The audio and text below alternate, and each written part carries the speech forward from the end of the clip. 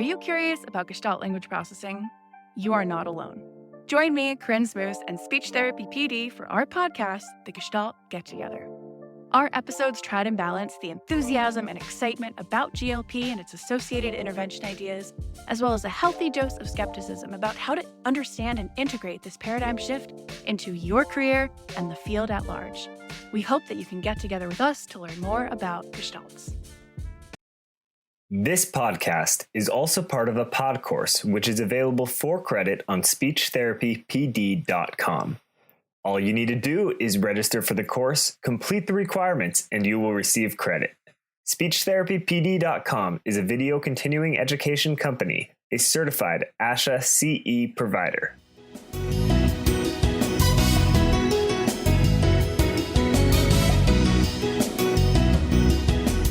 Hello, and welcome to the Speech Link, brought to you by SpeechTherapyPD.com. I'm your host, Shar Beauchart, speech-language pathologist, and I invite you to join us as we share practical strategies to take your therapy to the next level. We'll talk with experienced experts who have achieved extraordinary results and teach you exactly what you need to do the same. Ready? Here we go. I'm absolutely thrilled you've tuned into the Speech Link today. This is the first of many episodes to come. Now, if you're the kind of person that wants to do effective analysis and therapy and use your time wisely to make the biggest and best impact in the lives of your speech and language kids, I can relate. That's my goal, too. The focus of our time together here on the Speech Link is to link to and connect with other professionals and learn more about how to successfully meet the needs of school-age children with speech and language issues. And like you, I've worked with a lot of kids in the schools, private practice, clinical setting, taught at the university level, done training videos, written practical books, and a weekly blog called Therapy Matters. That's my current baby, by the way. And over the past several years, I've toured extensively and hopefully had the honor of meeting you at a seminar. Now, to ensure that you hear every episode, click on subscribe. And we'd love to hear from you. Give us a review and your comments and any questions you might have or topics you'd like to see addressed. Visit us on Facebook or go to sharbeauchart.com and especially get your CEUs for this pod course at speechtherapypd.com.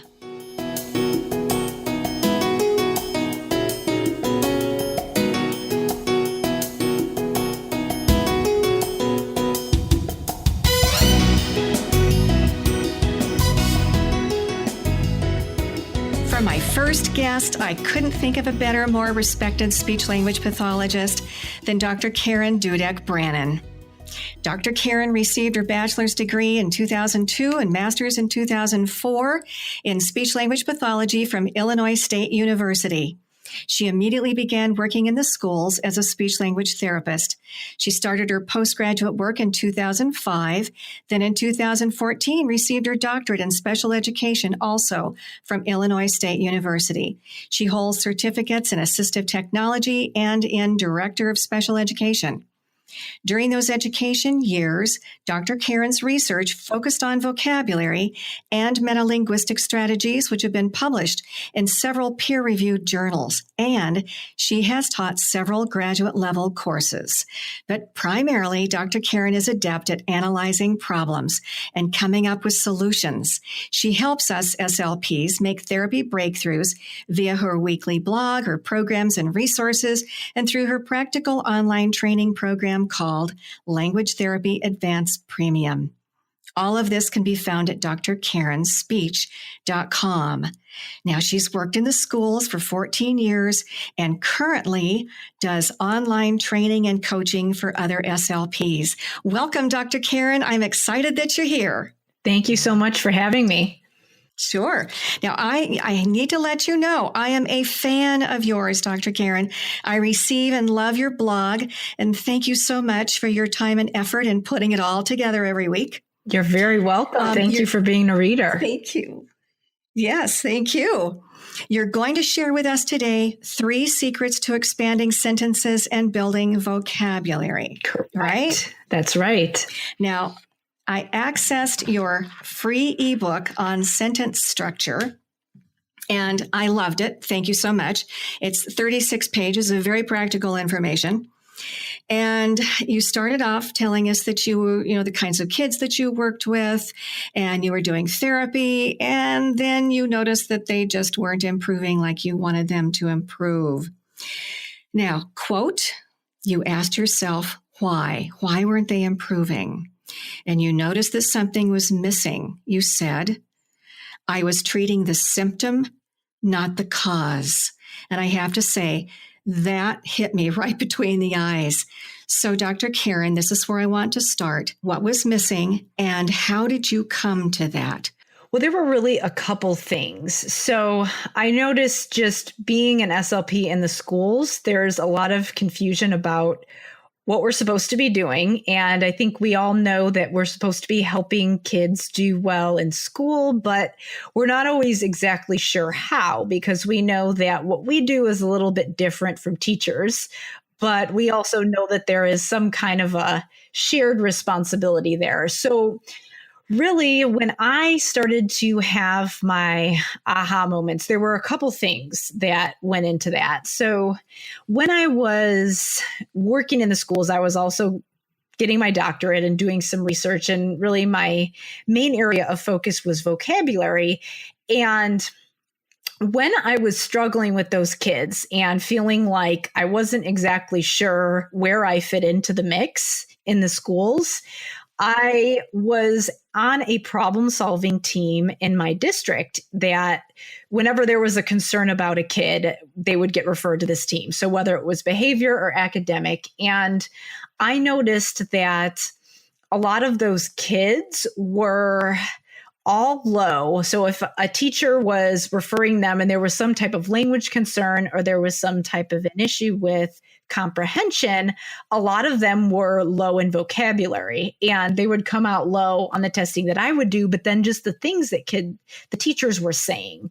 So they would say something like, they just can't get their thoughts together when they are talking, and, they just can't put their thoughts together when they're writing.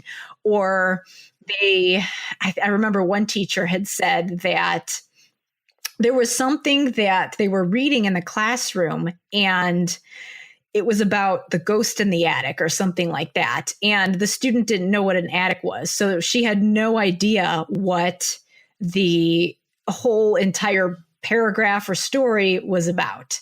So she really had no context. So that was where I realized that vocabulary was this huge area where a lot of these kids were struggling. And so obviously us being language experts, I thought, well, that's probably what I should be doing. But when I was doing my doctoral research, and then also I'm working in the schools, I was doing a lot of work with semantics. So like studying the category of words and functions and all of those different things, stating synonyms and antonyms and those things that we do to build our students' vocabulary. But what I didn't really realize is that syntax actually fits into that mix as well. And when I was doing my doctoral research, I was really looking into how we can help students to define and describe words.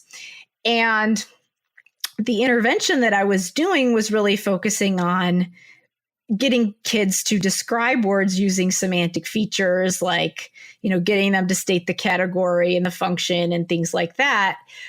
And I was doing all those things with my students, and I realized that I had part of the picture. So it was like, okay, they're not comprehending. Why aren't they comprehending? Well, they don't have a good vocabulary foundation.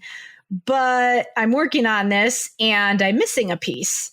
And what I started to realize was that, when we're working on things like semantics, so like we're getting kids to describe words. So I would have them, name the category, name the function, and give me all this information about the words.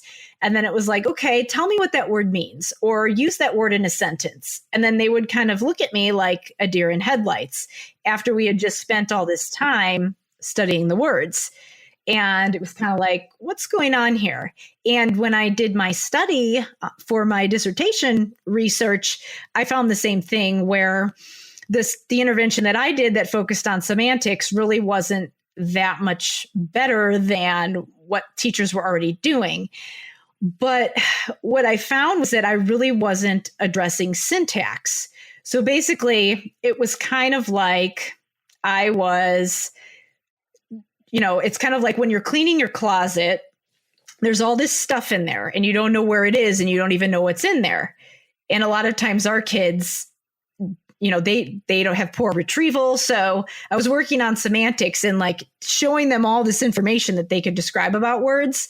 But it was almost like, if you make it related to cleaning your closet, it was basically like I was having them pull all this information out and it was just laying in a pile on the floor and I wasn't showing them what to do with it.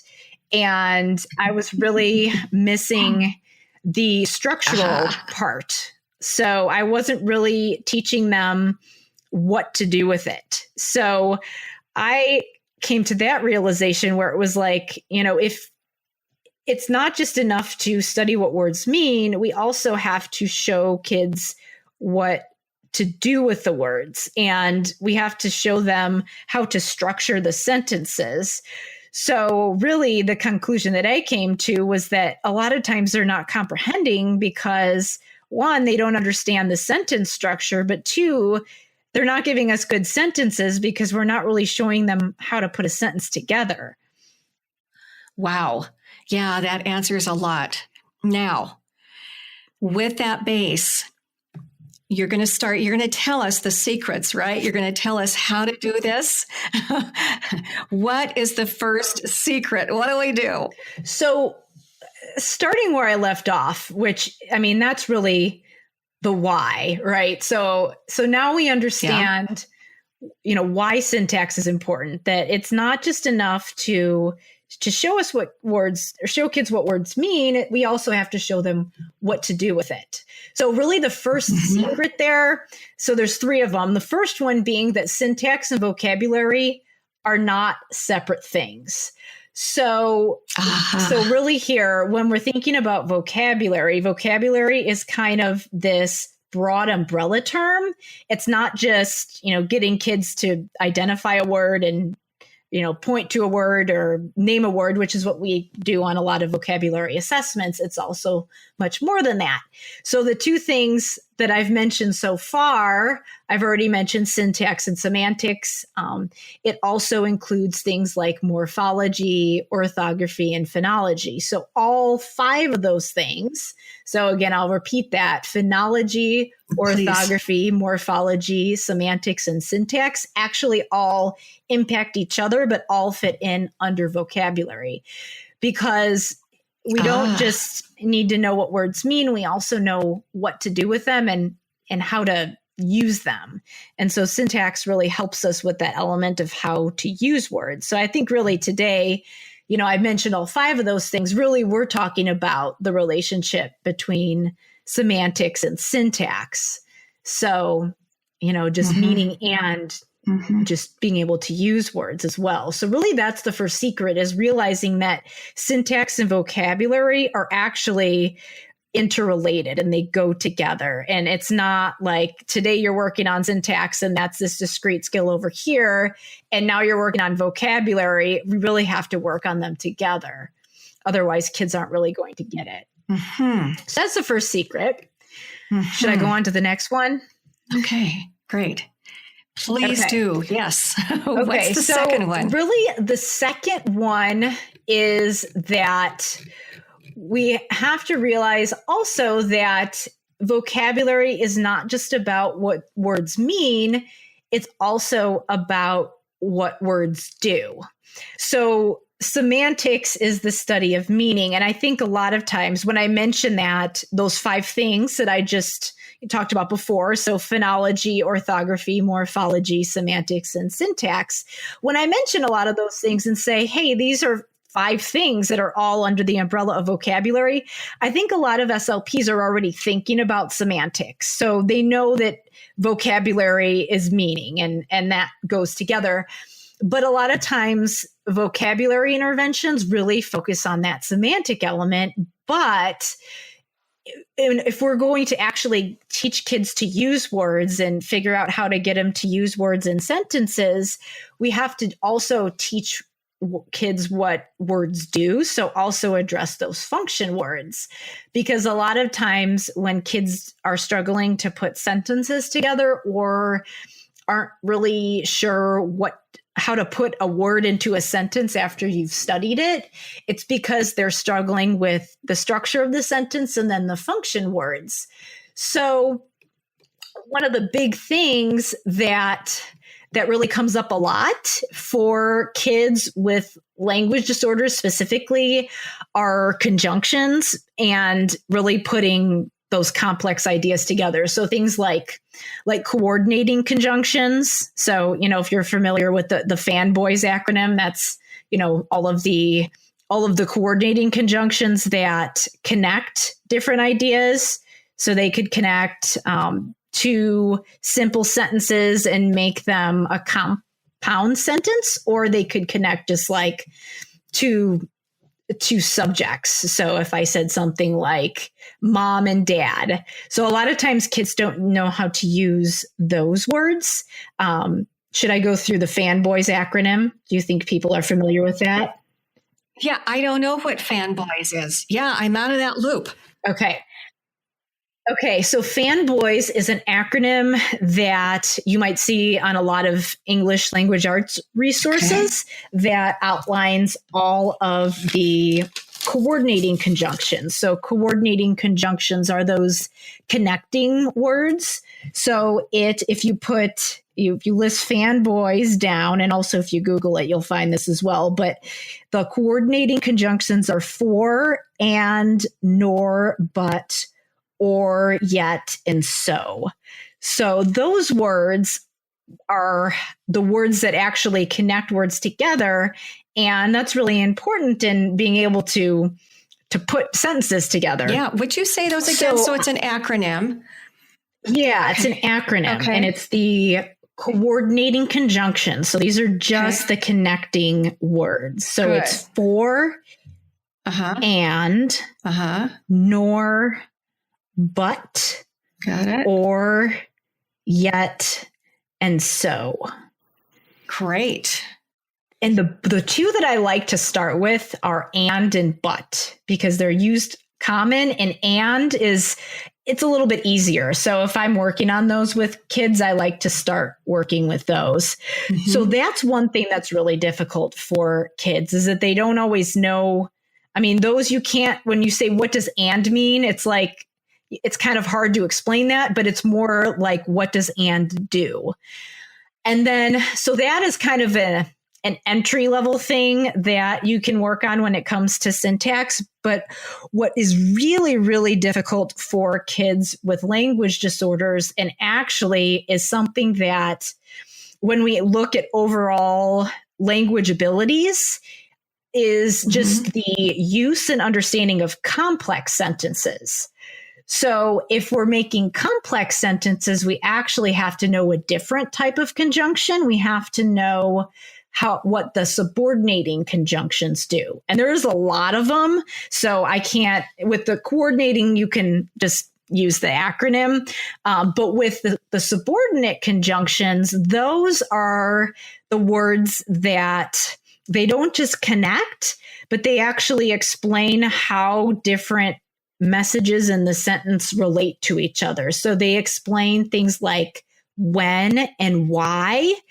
So this is words like because, after, before, unless, if. So those words are words that are really difficult for students. And one of the ones that I like to start with is the word because this is a word that you would use to make a complex sentence.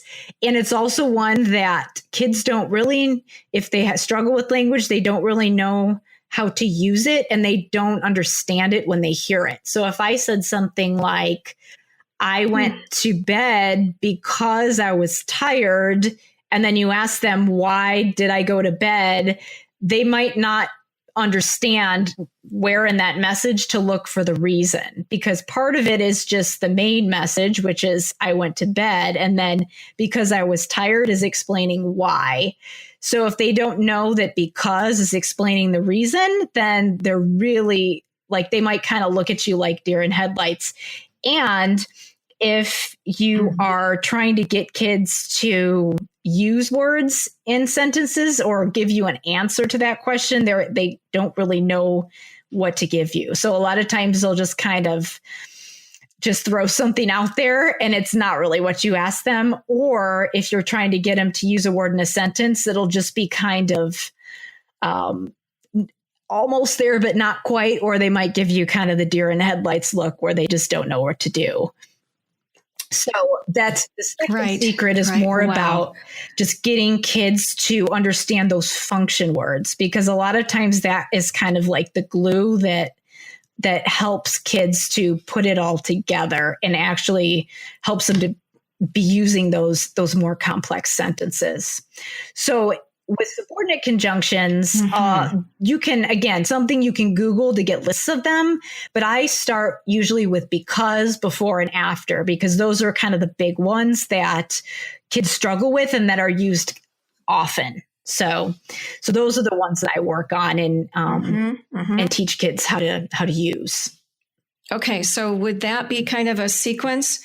You begin with some of the fanboys, some of the basic ones like and but. And then would you kind of cover maybe 3 or 4 of those and then move into the subordinate? Yeah. Is that kind of a difficulty going from more simple to more complex? Yeah. Usually what I would do is I would probably start with and but and show them. So, if you have 2 simple sentences, that you can connect those 2 ideas with the word and we might practice that a little bit.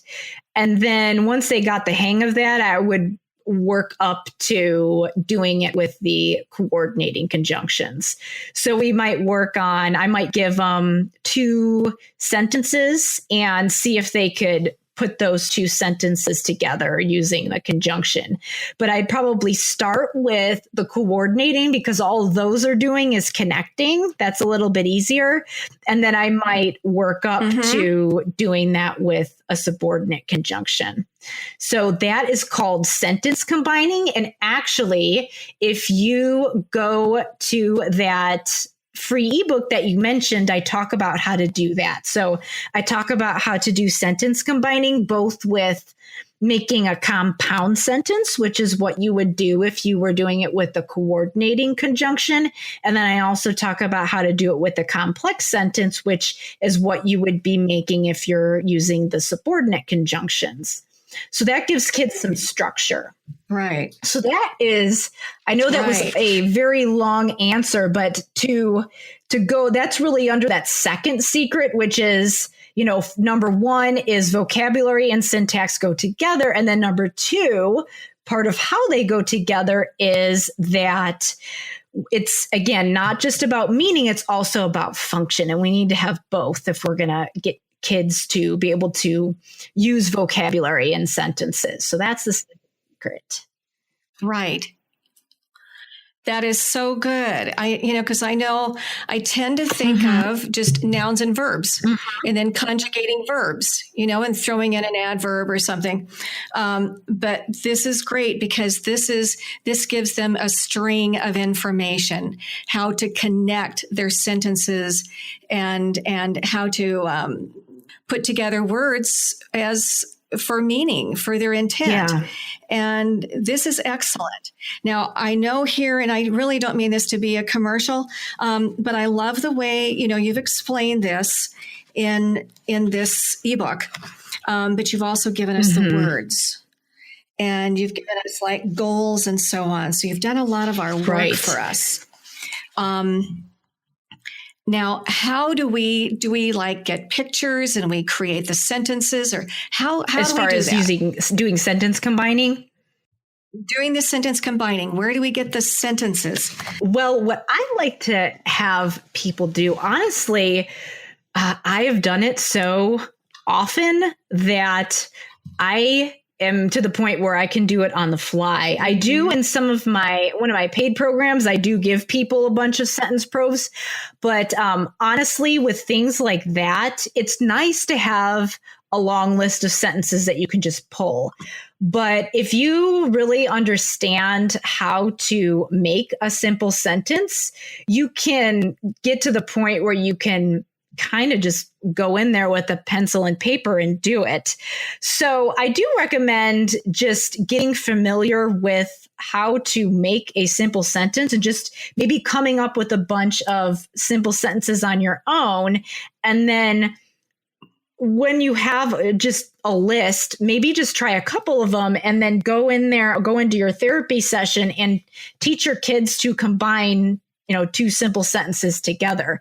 And to look for some ideas, what you could do, and what I often have SLPs do that I mentor is a lot of times we might do some things with semantics first. So maybe we'll pick some tier 2 vocabulary from the curriculum or books that kids are reading.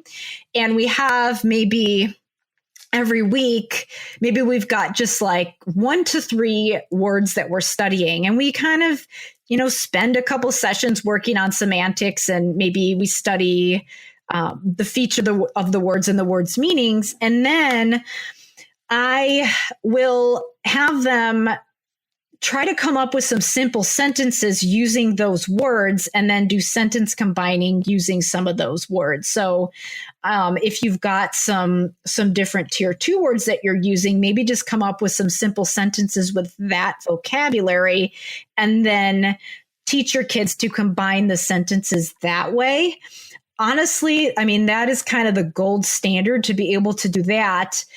And I like to tell the clinicians that I mentor that, like materials are great and word lists are great. And I give people word lists, but ultimately, if you go into a job where maybe you don't have a lot of materials and you maybe don't have a lot of things right at your fingertips, or maybe you're busy and you're between buildings and you left your stuff in the other building or whatever, and you just have your dry erase board. If you know how to do this, and if you understand how to, just go to a quick word list and come up with these sentences, then that is a skill that no one can ever take away from you, no matter how big your materials budget is. And then you get really good at not having to compile a lot of materials together, and like just being able to do it with fewer things.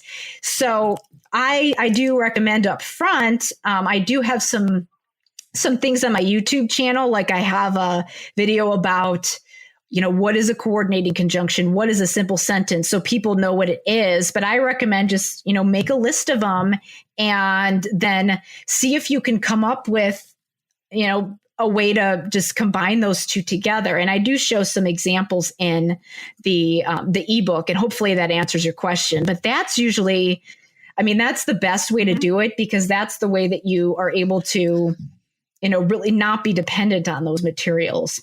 So, and just, right. It's great to be able to just have an online dictionary and find a word and be able to just study it with your students and really dig into that without feeling like you need, I left my word list or my app back in my office or whatever. So that's kind of the gold standard. I know, and there's nothing wrong with having materials, and that's why I do provide some of those things for the SLPs that I mentor. But I usually say, this is not an exhaustive list. Use this as examples. Use this as a way to learn the process. Right. But eventually, you're going to be able to come up with some more sentences in addition to this on your own. Yeah, that would be ideal. But as you say, it would be nice to have something like you've provided to kind of get us started with it and get us used to looking at those connecting words and the levels of complexity and so on. Yeah. I'm also thinking that, a lot of us just have pictures. Oh yeah, pictures or maybe, 3 or 4 or 5 sequence pictures, little stories and things. Also, I'm even thinking, because, when I was in the schools working with kids, I loved having, just simple books, which kind of provides a nice context. and even just picking out a couple of sentences there because they're already familiar. Hopefully I had read through the story and so on. We talked about it, and then pick out some sentences and really just nail the complexity of the sentences and look at that syntax and structure and so on. So I like that context kind of thing. But I love this, that it gives me something tangible to do, to look at those connecting words and so on. And I had thought about connecting words before, in my therapy, but I never looked at it in such an organized way. So I really, really like this and I appreciate it. You have a third item that you wanted to share with us.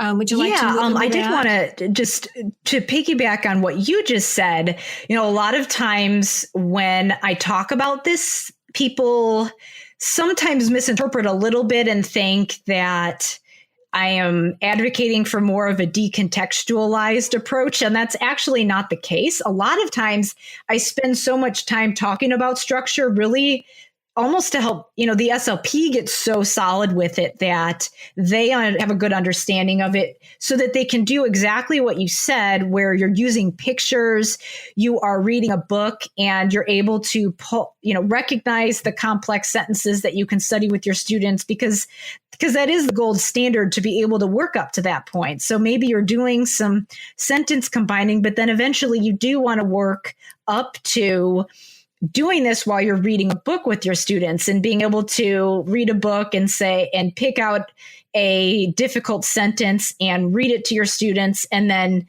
deconstruct it. And it's contextual that way. And that is really what we want to be able to do. But the reason that I focus so much on structure in my trainings for SLPs is that a lot of times when we skip right to reading to books and we don't have that foundation for what we actually want to pull out, it just ends up being kind of random and general. And, it's important that when we do that contextualized intervention that we know what to focus in on. So I do again, those are great examples in addition to just coming up with a list of sentences to have pictures, have books and things like that. That's, a great example of how we can apply this. Makes total sense. Makes sense to me. But to move on to the last secret that I get is a lot of times SLPs will ask me, how do I make this kid friendly? Isn't this too hard for them? And the last secret, so again, to kind of review all three of them, again, 1, vocabulary and syntax go together. 2, it's not just about meaning, it's also about function. But 3 is that kids can understand more than you think they can. So a lot of times when you go on, whatever the materials catalogs or Teachers Pay Teachers or a lot of those teaching resources, we'll see a lot of very direct work on sentence structure, morphology, and we'll see a lot of that for maybe 4th, 5th grade on up, or middle school and older students. But I think what people don't realize is that kids are using complex sentences in those early grades, and they're able to analyze and recognize things like prefixes and suffixes. Not that they're able to spell longer words perfectly, but they're able to recognize those in the early grades. So we actually don't have to wait and necessarily sugarcoat and make up other words in the with the whole purpose of making it kid friendly. It's okay to actually tell kids the real words and say, this is called a conjunction, and tell them actually what that word is, rather than make up another word to try to make it easier for them. Because a lot of times kids can surprise you, and even with 2nd and 3rd graders, I am talking about what a complex sentence is and talking about the different types of clauses. I do use a lot of analogies. So I might say something like the independent clauses, like the parent, this can stand alone, but the subordinate clause or the dependent clause is kind of like the kid. It has to go with the parent because, kids need their parents with them. So I might use some analogies like that just because, honestly, I think adults benefit from analogies too. So I might do things like that, but I don't make up other words that don't exist because I want to make it easier for them. I tell them what the words actually are. And a lot of times they're able to get it.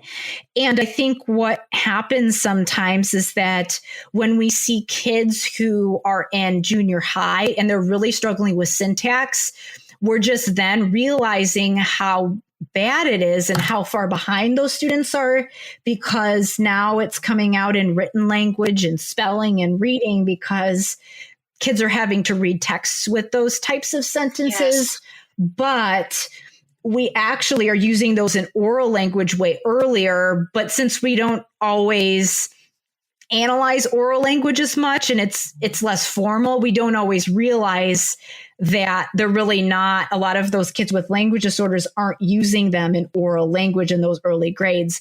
So I think people don't realize that you actually can start working on that in early elementary school, and you should be, because if you're waiting until junior high, it's too little too late. So you can actually start writing those goals for complex sentences in early elementary school if you have kids who are showing delays in that area and who have those comprehension deficits. And if you're waiting, then sometimes you've kind of missed the boat, because kids with language disorders need things more explicit.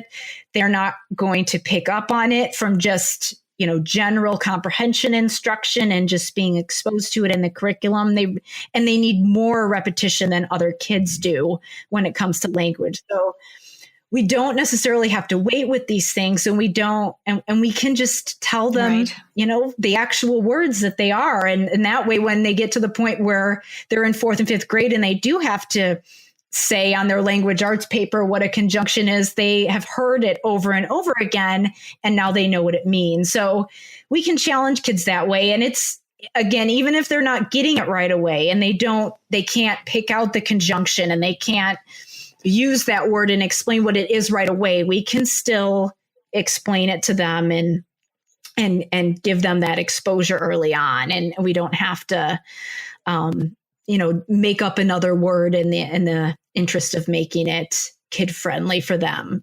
Because it is kid friendly. It is something that they need to know how to do. So that is the third one. Well, they'll probably hear it in the classroom as well.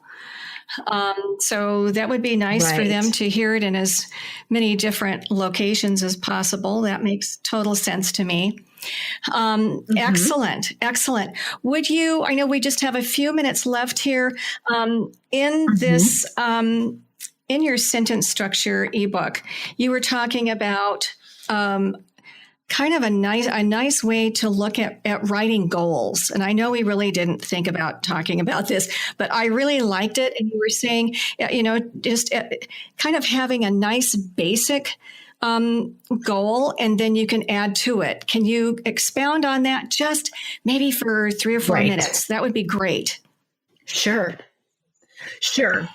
So I say start with the base goal, where it's like, what do you want the kid to do? And I think people overcomplicate goals a lot. So like literally think, what is a behavior that you can physically see that you want the kid to do? So when it comes to syntax, what do you want the kid to do? You want them to say a sentence. I mean, it is literally that simple. Okay. That's where you start. And so you don't say something like, "will comprehend," because I don't know what that means. I don't know how to tell if they're comprehending. Or sometimes people get a little fancy with their vocabulary, but literally you want them to say sentences. So just start with that. Now, obviously, you have to add things like accuracy. You might have to say what specific skills. So you might have to say, we'll say sentences with this skill, like with correct verb endings, or we'll say complex sentences with the right conjunctions. So, but I always go back to that base goal. So if you're starting with syntax, always start with that. What is my observable behavior? That is probably the thing that is the trickiest for people to get.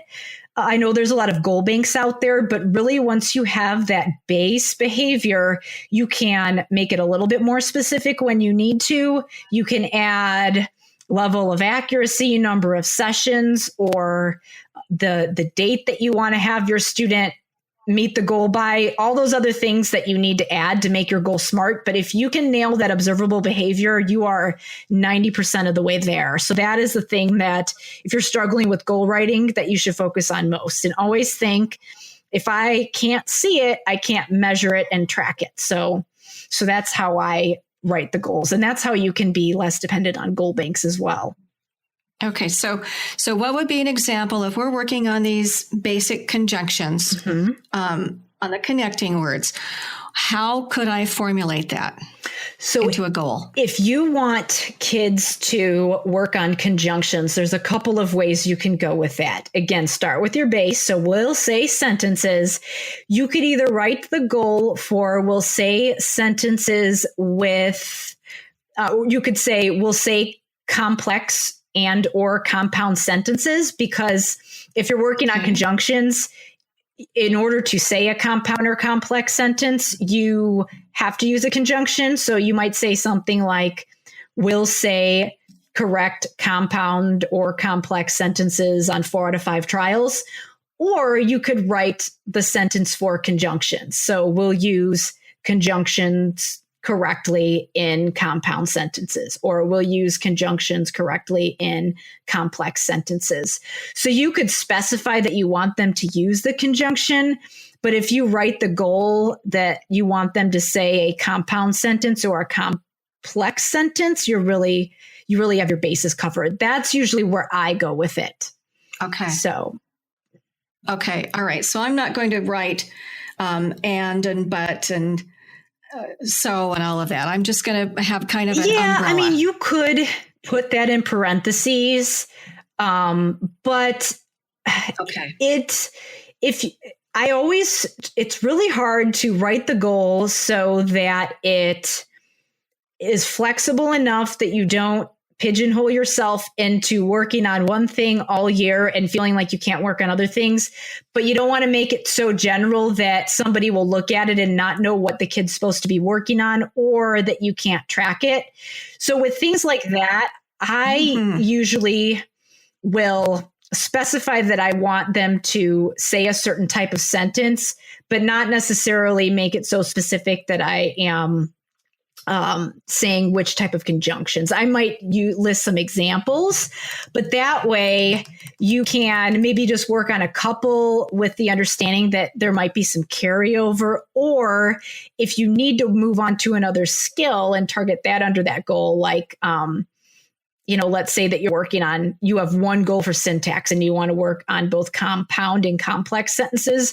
If you add too many specific things, sometimes it just gets kind of messy and wordy. And, then you have the mega goal where it's like people can't even read it because it's a paragraph long. So hopefully that makes sense. But I totally understand the research side and the data side, where it's like, you have to be specific enough to measure it, but you also can't spend so much time worrying about your goals that you're forgetting to actually serve the students. So you've got to find a happy medium in there. I think saying that the student will be able to say a compound and or complex sentence, you could separate those two out, or you could put them in the same goal. I think that's specific enough. So. I like that. Good advice. I like that. Well, I have a question here for you. It's mostly about your professional life here, and you've been doing therapy for a while. What have you enjoyed most about being an SLP?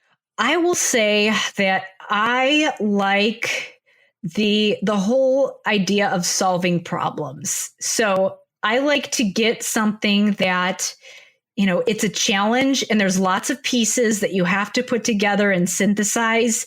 And it's like solving this huge puzzle.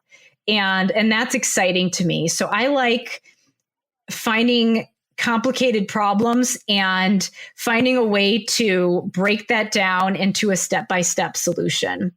So that's probably my favorite part of it. And so I enjoy that when I'm the one doing the therapy, but I also enjoy doing that when other people, when I'm mentoring other people as well. Mm-hmm. You're good at doing that. You're good at looking at the big picture and then breaking it down and finding out what's wrong and providing solutions. I kind of hear that in you. I appreciate that. That's great. Yeah, well, we appreciate it too. So, Karen, where are you headed in your professional future? What's next for you? Well, I have done a lot of different things. I have obviously been in the schools primarily. I have done some adjunct work at universities. I've even worked in the skilled nursing. I've done a little private practice, and I've also mentored SLPs in my training programs. But I've realized that I function best when I can go all in on one thing. And so for the foreseeable future, my main focus is going to be on mentoring other SLPs and really helping them to make those breakthroughs. So that is my primary focus. I am mentoring SLPs who are treating students with language disorders. And I'm also potentially going to be mentoring some doctoral students with their research as well. Great. Well, I know, and I've been on your website, Dr. Karen's Speech, and that's DR and K for Karen, speech.com. Yes. And tell us what's on your website so that we can access your information further. Okay, so if you go to drkarenspeech.com, there you will have a chance to sign up for that free ebook that you mentioned. So if you just go to that top page or the top part of the page, you'll see there'll be a place that you can click and sign up for that. And when you sign up for that, you're also added to my email newsletter. So you'll get an email from me that is the PDF download, and then you'll also start getting emails from me. But if you scroll all the way down to the bottom of the page, you will also see some links. It'll say Dr. Karen's blog. So if you go to drkarenspeech.com and scroll all the way down to the bottom of the page, you'll see some different buttons where you can go to my blog, where you can find some information about my Language Therapy Advanced Premium program. So if you click on the Work With Me button, you'll find that. There's also a contact button as well. So there's just some other information on the bottom of that page about getting in touch with me or working with me as well. Okay. Perfect. I love it.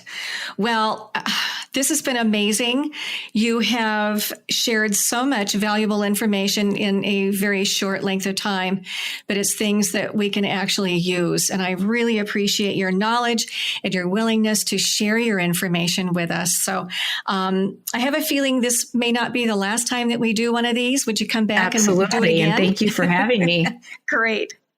Thank you so much. Well, all the best to you. Thank you, Dr. Karen. Thank you for listening to the Speech Link. Please check out my other offerings at my website, charvoshart.com, and also speechtherapypd.com.